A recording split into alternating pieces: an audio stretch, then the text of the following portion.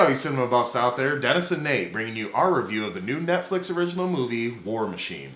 Now, War Machine stars Brad Pitt, and it's loosely based on a true story of how the war in Afghanistan was held, post the major conflict and the fallout of this general who was in charge of the forces. And this general is played by Brad Pitt. And Brad Pitt, Nate, I think we can both say we like him. He's a good actor. Yeah. But I think he's really blossomed into like one of the better working actors today. I agree. In this movie, he really aims for the fences with this performance. He really does. Yeah. As I was watching it, there's a good side and a bad side to his performance in this movie, and he came across a little bit at first as kind of a caricature, a little bit. It's not totally over the top, but a little over the top in my opinion. And I think it was kind of good because you've never seen Brad Pitt sort of like look like this. It is him aging a little bit. Even in Allied, he looked aged, but he was still pretty handsome, and he still had that, rugged good looks. But in this, he's just not really appealing to the female eye, I would say, anymore. Oh, I don't know. They might find a rugged, handsome, older man look, too. I mean, it is Brad Pitt. So. Yeah, it's Brad Pitt, I suppose. But in the end, the one thing that I liked about it is that he was dedicated to this. He never broke character, not even once. No. He fully committed to this one. And you're right. At times, this performance was really good, and sometimes it was just a little too much. Yeah. But I think the absurdist take was what this movie was going for. It was a satire of very real, very serious events. Yeah. So I feel like the absurdity went into a very real, very serious person. Right. And that's how the character. But you're right. He fully commits, and there are good moments and bad moments. Yeah, but I think that if he took a more serious take to this, and if he was a little too straightforward, the movie might have gotten bogged down in seriousness. With this, adds a little bit of light, a little bit of color to it with his character like this. Right, you get to see his character, react in certain situations, and I think the acting all across the board was very good. Yeah. Ben Kingsley, he had a nice little moment in there. Tilda Swinton was good in her scene. Yeah. But there was one thing that just kind of bothered me was Scoot McNairy narrating. Okay. And I just felt like his voice wasn't really, doesn't fit narration to carry a whole movie like that. In fact, I was getting confused with Stephen Wright. I thought I was watching Reservoir Dogs for a second. Yeah, I agree with that. Also, I spent a lot of the time, instead of listening to what he was saying, trying to figure out who it was narrating. Yeah. The voice had some similarities to other actors. I like that it was a narrated... most movies based on novels do have this narration that starts or carries throughout the film, and I like that aspect of it. I like that it's given us exposition, because there is some really cool information about Afghanistan and why we were there, or even if we should have been there, or anything like that at that time.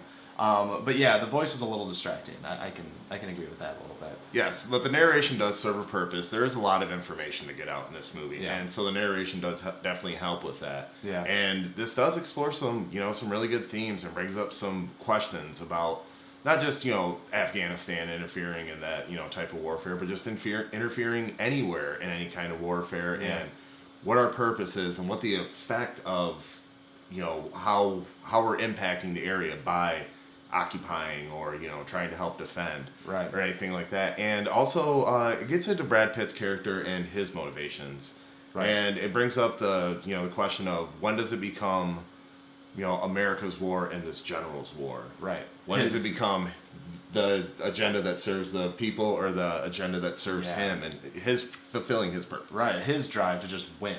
Right. Not necessarily for one reason or another. He's just like, we're going to win this no matter what. When he starts to lose a little bit of focus of why they're there in the first place. And I think that was the coolest theme that they really explored with this, is that very real theme of trying to help these people with guns and with, just being Americans in uniforms and guns, and never really seeming like we are there to help, even though they are. I think that was one element that they explored. There's a lot of themes going on in this movie, and it just never seemed to be able to land on one. It never really seemed to flesh one out fully. It always just seemed to be picking things out at random of different themes, to me. Yeah. And I think that's one of my bigger problems with this movie. They explored some good themes, and they explored some good issues, but they never really resolved anything. And maybe that was the point, that there really is no resolution when it comes to war. There's always after effects, but at the same time, they show experiences like a soldier's experience through the war, where they're fighting these insurgents, so they're civilians dressed in regular clothes. They just happen to have guns. So how do you differentiate from a civilian and an insurgent? And they kind of show the aftermath of that. Once again, just not fully fleshed out. And I feel like that's just some of the few technical problems with this movie. I mentioned the narration before, and I feel like the narration starting off just like threw way too much information at you. They introduced this whole team all at once instead of showing, let the story unfold and showing how they play into the story. Yeah, it just was exposition. But it's just like, exposition. this is his crew, this is this guy, that's that guy. He does this, he does that, he's like this, he's like that, and then on with the story. Then go with it. Yeah, exactly. And I also think that the wife of Brad Pitt's character as well, although it was a great acting job, and I think like I enjoyed their scenes together, that also just didn't really go anywhere for me. They start to explore how war can take a toll on a relationship, and she says like, I was doing the calendar, I was doing the math, I've only seen you 30 days of every year for the past 18 years. And like that toll, but it never explores it. They have the conversation and nothing's resolved with it. It just sort of moves on. And I think that was a core issue in this movie, all in all. Yeah.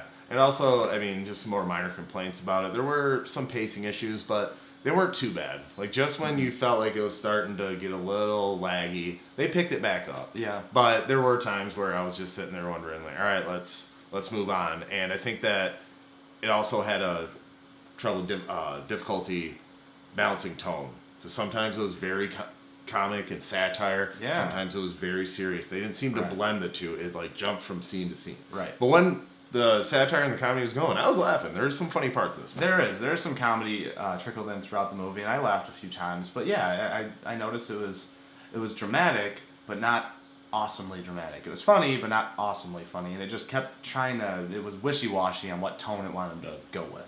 Yeah, and you're kind of jolting from serious to comedy and everything like that. So it provides a very uneven experience. Yeah. Buffs. All right, Nate. So I think we've said pretty much everything we need to say about this movie except the score. So go ahead and put a number on it. Okay. Well, I overall enjoyed my time watching War Machine. It is on Netflix. It's right there for you, accessible. There are some notable performances, just some pacing and some tone issues with this. So I can recommend it, but I can't highly recommend it. So I'm going to go 6.5 out of 10. Yeah, I agree that there are some issues with this movie, but it is a movie you should watch, and it does really bring up some good questions. And yeah, like we said, there are no resolutions to it, but maybe that's the point.